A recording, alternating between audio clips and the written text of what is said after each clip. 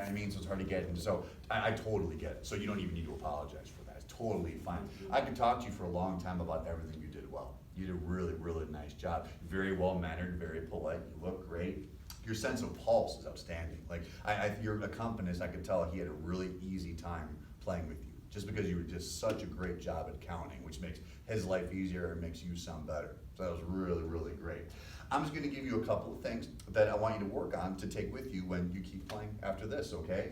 One thing is the idea of tension. Tension is a trumpet player's nemesis, like it's our worst enemy. And it's hard because trumpet is such a physically demanding instrument, so it's really hard sometimes not to play tense, especially when you're running out of air, like you said, or you're starting to go up in the higher range. You know, it's hard to do that without tension. So I'm gonna just give you a couple of tricks to help relieve that. It starts with your body. So whenever you play trumpet, make sure nothing from like your baby toe up to your head is tight or tense. So can you just hold your trumpet up to playing position? You're not even gonna play, just look good. Yeah. Does anything feel tense? My legs a little bit. Your legs? Okay, shake them out a little bit, you know. Yeah, you don't want to lock them up, you know what I mean? Don't get super straight with it, you know, you can bend them a little bit. Shoulder widths, you've got good balance. A lot of times it happens in our shoulders, you know what I mean? Like if we're gonna go on this, so make sure you just relax, roll them back, you know. The biggest area of tension I see in you is in your face and in your neck. And that's bad because the trumpet's right here. You know what I'm saying? So it starts with your face. Sometimes you play, I can always tell when a kid has tension if they're going like this, like they play when they're angry. So make sure just even from your face, make sure everything is nice and relaxed. Do a couple of those if you need to, just get your lips relaxed. And then the second spot I saw tension was in your neck. I have this like vein, I don't know where it is, but like if I'm too tense, it starts to like come out, and that's a pretty clear indicator of tension too. So here's a couple tricks we can do to get rid of that. Do you ever practice scales? Yeah. Beautiful. Do you know how to do a C scale? Like C, D, E, F, Yeah, G? Can you do that for me right now, please? Now, right on that note, can you just play that low C and just think of everything totally relaxed? You could use a little slower air. And just focus on keeping that same relaxation. Yeah, now can you buzz it? Yeah,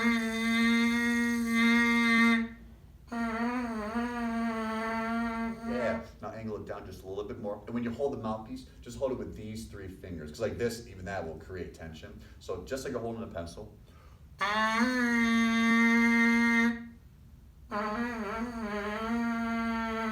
Yeah, so like remember, I'm sure you've heard this before, but like this is the trumpet, right? This is the instrument. This just makes it sound loud and pretty, right? But if we don't sound good on this, it's not gonna sound good here. And I didn't do anything different. So you can do it one more time on the mouthpiece and just focus on total relaxation. There you go. Keep your lips nice and wet. Nice. Now plug in quickly, but pretend like the trumpet's not even there. Like you're just buzzing on the mouthpiece again. Yeah, and you can actually slow your air down a little bit more. There you go. And now with your bottom lip, sometimes it starts to come out a little bit more. It'll make you play it higher more easily if you can get that in. Like have you ever heard of like poo when you play? Mm-hmm. If you say that gets your corners firm, but it also gets the bottom lip in just a little bit. So whenever I play, I think Now again, no tension, so we don't want to like squeeze our corners. We just want to firm up our corners. So try that one more time. Try thinking and just roll that bottom lip in a little bit more. There you go, and a little bit softer if you can. So take a deeper, relaxed breath. Yeah.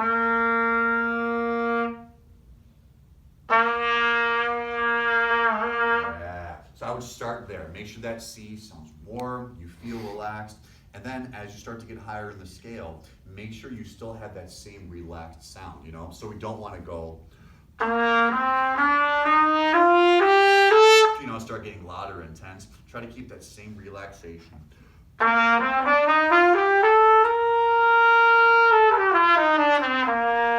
whole time you play. All right, so try that scale from the bottom, and as you go up, try to maintain relaxation.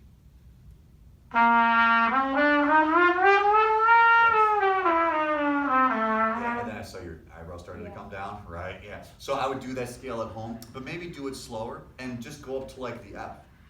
Can you try that? There we go. Now overall, you play just a hair flat. So I would take your main tuning slide and push in a little bit if you could. Yeah, and the firm corners and the fast air will kind of help with raising that pitch a little bit. But yeah, that's the biggest thing I want you to focus on is just the tension. And the way to get rid of that is just work on playing low notes more with a calm, relaxed sound. So I just, and when you feel like that F is in tune and you feel like you have a nice, beautiful sound, then you can go up to the G, and then gradually add notes from there. And then the other thing, the last thing, make sure you're paying close attention to some of your slurs. Like, are your measures numbered? No. Oh, it's okay. So see where letter E is at? Yeah? So there's some slurs in that first measure, and then the second one, and the third one. I think a lot of times you were just humming all of the notes, but it should be. Sorry.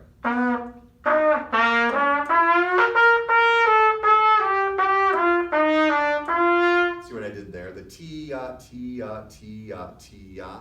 Now, when you're doing a solo, it's not that big of a deal, right? Because nobody else playing with you. But if you're in band and you have slurs in your music, and we usually have slurs in music, right? Yeah. If you're not slurring, but your neighbor is, and then the other kid's not, but he is, then it's not gonna blend well with each other. So just make sure you pay a close attention to whenever you see those curved lines, and you wanna tongue the first one and slur the second one. But again, I'm being really picky with you, Austin. You did a really, really great job. And I'm gonna write down a lot of the good things you did on here too, so you'll see that. But the biggest thing, work on buzzing, playing more long tones, and just focus on no tension in your body, okay? All right, you did a great job though. Congratulations, Austin. Well done, well done. Yeah, thanks. Thank you. Thank you, you did great. Thank you, Austin. Nice job, Bill.